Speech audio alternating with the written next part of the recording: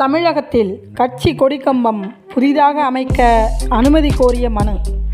அனைத்து கொடிக்கம்பங்களையும் அகற்ற உயர்நீதிமன்றம் உத்தரவு. அனைவருக்கும் வணக்கம். இன்றைய உலகில் மக்களை ஆட்சி செய்யும் இருவகை ஆட்சி முறையில் ஒன்று முடியாட்சி, மற்றொன்று குடியாட்சி.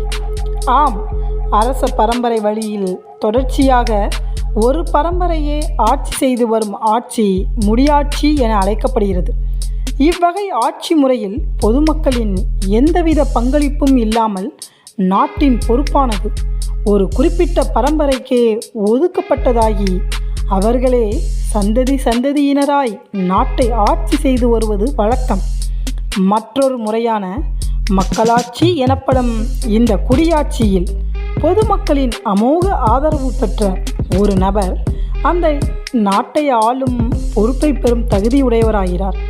ஆம், இவ்வகை மக்களாட்சியில் ஒவ்வொரு நாட்டிலும் கட்சி என்ற ஓர் அமைப்பு உருவாக்கப்பட்டு அதற்கென தலைவர், பொதுச் செயலாளர் போன்ற வகையில் மாநில அளவு தொடங்கி ஒன்றிய அளவு வரை பல பொறுப்புகள் உருவாக்கப்பட்டு அதற்கென நபர்கள் நியமிக்கப்பட்டு நாடு முழுவதும் உறுப்பினர்களை கொண்டு தேர்தல் நேரத்தில் இத்தகைய வகையில் அதிக அளவு மக்களின் ஆதரவை கொண்டு வெற்றி பெறும் கட்சியின் தலைவரே அந்த நாட்டை ஆளும் பொறுப்பை ஏற்கிறார்.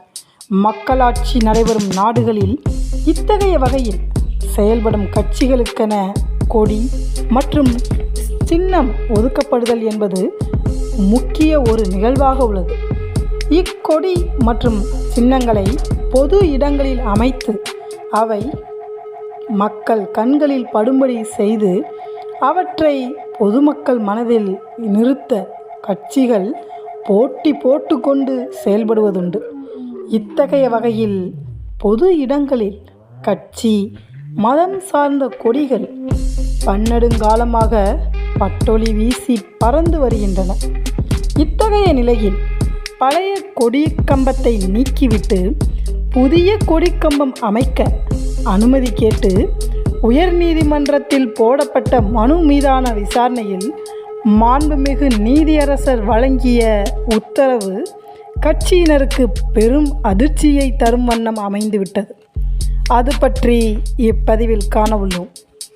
இதுவரை நமது தட்சால் யுவர் ஆனர் சேனலை சப்ஸ்கிரைப் செய்யாதவர்கள் சப்ஸ்கிரைப் செய்து பெல் பட்டனை அழுத்துவதுடன் லைக் கொடுத்து உங்கள் நண்பர்கள், உறவினர்கள் என அனைவருக்கும் ஷேர் செய்து நமது இந்த சமுதாய மேம்பாட்டு முயற்சிக்கு ஒரு அரணாக இருந்து ஆதரவு அளிக்கும்படி அன்புடன் வேண்டுகிறேன். வழக்கு தொடரப்பட்ட இடம் சென்னை உயர்நீதிமன்றம் மதுரை கிளை.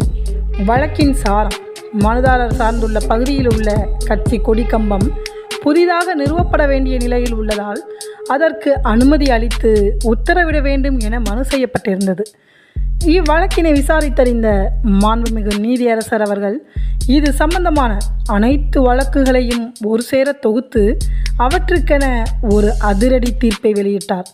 அதன்படி கட்சி கொடிக்கம்பங்கள், மதம் சார்ந்த கொடிக்கம்பங்கள் போன்றவை தேசிய நெடுஞ்சாலை, மாநில நெடுஞ்சாலை மற்றும் உள்ளாட்சித்துறைக்கு சொந்தமான இடம் போன்ற பொது இடங்களில் நிறுவப்படக்கூடாது என்றும், அவ்வாறு ஏற்கனவே நிறுவப்பட்டுள்ள கொடிக்கம்பங்கள் ஏப்ரல் 28ஆம் தேதிக்குள் அகற்றப்பட வேண்டும் என்றும், இச்செயல்பாடு தலைமைச் செயலாளரால் உறுதி செய்யப்பட வேண்டும் எனவும் உத்தரவிட்டுள்ளார்.